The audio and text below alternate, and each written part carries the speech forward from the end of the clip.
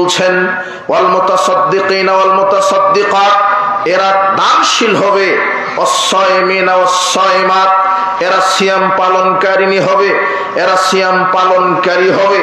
আদর্শ নারী পুরুষ এরা সিয়াম রাখবে, আদর্শ নারী পুরুষ এরা দান সাদাকা করবে, আদর্শ নারী পুরুষ ওয়াল হাফিজাতু ফুরুজাহুম লিল হাফিজাত, এরা লজ্জাস্থানের হেফাজত করবে। ওয়াল যাকিরিনাল্লাহ কাসীরা ওয়াল যাকিরাত, এরপরে আল্লাহ বলছেন এরা জিকিরকারী হবে। উল্লেখিত আয়াতে অনেক কয়টা আদর্শ আল্লাহ সুবহানাহু ওয়া তাআলা নিজে বলে দিলেন।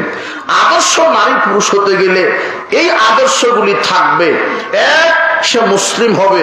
মুসলিমকে যে ঈমান এনেছে, কালেমা শাহাদাত পাঠ করে আল্লাহর বিধানের পাবন্দী হয়, আল্লাহর বিধানকে মেনে চলে, এগুলি আনুগত্যের দিকে মুসলিম।